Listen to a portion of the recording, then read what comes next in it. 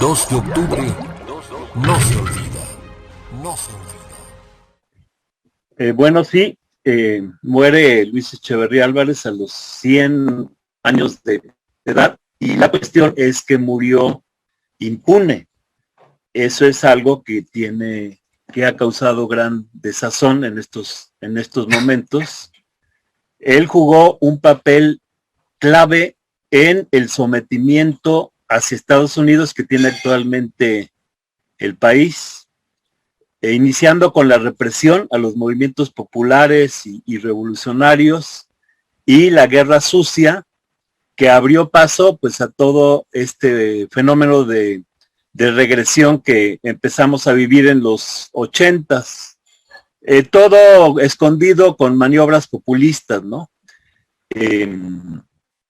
Él endeudó como a nadie a México. Cuando él llega al poder, la deuda externa era de 3,600 millones y cuando él sale estaba en 19,000 millones, o sea, cuadruplicó el monto de la deuda externa. ¿Para qué? Bueno, para abrir las puertas al Fondo Monetario Internacional. En octubre de 76 es cuando México firma la primera carta de intención. Él fue el que empieza la devaluación de la moneda, se había mantenido 22 años a 12.50, él lo devalúa de 12.50 a 25 y de ahí para el real. En la actualidad pues, está a 20 pesos, pero recordemos que Salinas le quitó terceros, o sea, de Echeverría para acá la devaluación ha sido de 12.50 a 20,000. Todo esto, desde mi análisis personal, fue un diseño que se planeó desde Washington. Claro, él para disimular y tener cierto margen de acción y también para contrarrestar la influencia de Cuba desarrolló una política exterior progresista, se disfrazó de izquierdista por órdenes de Washington para contrarrestar a Cuba, se acercó a Salvador Allende, incluso todo esto por instrucción expresa de Richard Nixon. Incluso en 75 promovió la fundación del CELAC, Sistema Económico Latinoamericano. Precisamente cuando Washington estaba acercándose a China, recordemos aquella famosa reunión de Nixon con Mao Zedong, en México es el que propone en la ONU la admisión de China y además restableció relaciones de México-China. En aquel momento Estados Unidos tenía la táctica de aliarse a China contra Rusia, mientras bombardeaba a Vietnam. Cuando estaba Nixon con Mao Zedong, estaban bombardeando a Vietnam. Entonces, él fue el que le abrió la puerta a todo el proceso negativo que vivimos los siguientes 50 años. Él dio el primer paso. Él llega al PRI en 1943 y durante 30 años, hasta 76, pues creó condiciones para revertir todos los avances que se había logrado con la Revolución Mexicana. Por ejemplo, cuando él llega al poder, no se exportaba petróleo, había autosuficiencia en gasolinas, en alimentos, o sea, había soberanía alimentaria y energética. Con las políticas que él comienza a aplicar, primer paso, como dije, endeudarnos, segundo paso, atarnos al Fondo Monetario Internacional, abrió el camino para el neoliberalismo que, bueno, ya se manifestó abiertamente en los 80s. Es sabido y hay documentos desclasificados, está plenamente comprobado que Echeverría trabajó para la CIA. Su clave era Litempo 8, junto con Díaz Ordaz, cuya clave era Litempo 2, y también López Mateos, su clave era Litenso. Él fue reclutado por Winston Scott, que era el jefe de la estación de la CIA en México, y desde los 60s prepararon el camino para el sometimiento de México. Hicieron un plan a 50, 60 años.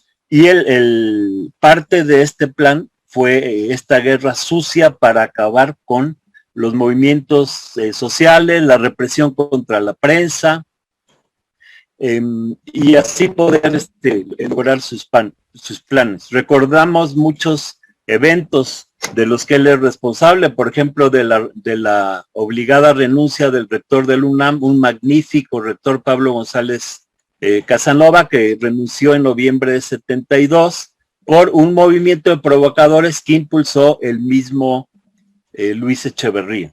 Recordemos que González Casanova creó los SH, la Universidad Abierta, era un rector muy, muy progresista y fue reprimido por Echeverría.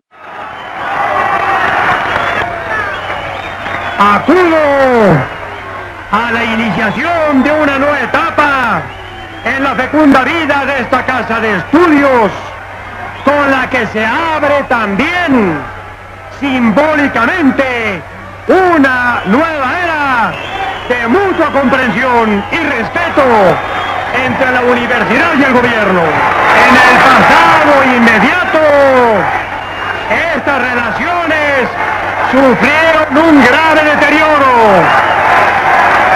Sin embargo, mi gobierno aceptó el reto del diálogo, no de la gritería anónima. Escuchen lo que les voy a decir. Ciertamente, desligar el proceso de modernización de nuestros verdaderos objetivos equivale a consolidar la dependencia de los países imperialistas a los que ustedes les hacen luego. Ustedes. No solo reprimió a los estudiantes y a los campesinos. Recordemos que en los 60s había un gran auge en todo el país de movimientos de estudiantes, de campesinos, incluso de obreros, y había que aplastar esto. Por ejemplo, una de las represiones más salvajes fue la que hizo contra los electricistas del SUTERM. El 16 de julio de 76 metió al ejército y hubo muchos electricistas muertos. Recordamos que esto sucedió cuando la huelga de los electricistas que encabezaba Rafael Galván y que se movilizaron a lo largo de 75 y de 76. También se caracterizó por reprimir al sindicalismo independiente y a muchísimos militantes. Recuerdo, por ejemplo, a Joel Arriaga, ¿no?, que fue asesinado por órdenes del régimen de Echeverría en julio de 72, en contubernio, claro, con los grupos de ultraderecha poblana y el Frente Universitario FUA y el Yunque. Él había sido objeto de represión, estuvo preso desde 68 hasta 71 y saliendo de la cárcel fue asesinado. Desde luego conocemos todos, recordamos la masacre del 10 de junio de 71. Hay que hacer notar que tanto la matanza de 68 como la de 71 fueron planeadas y operadas por Echeverría. En 68 Díaz Ordaz se responsabilizó y desde luego él dio la orden, pero el que manejó todo tras bambalinas fue Echeverría, y en 71 abiertamente le organizó la matanza del Jueves de Corpus, en la que todos sabemos cómo cuerpos paramilitares llamados halcones mataron a sangre fría pues a más de 100 jóvenes.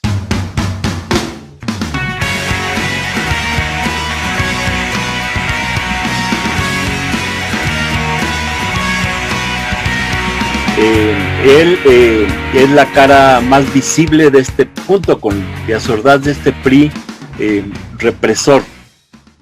Se convirtió en el primer expresidente en acudir a declarar en calidad de indiciado ante la Fiscalía Especial por la matanza 68 y 71, pero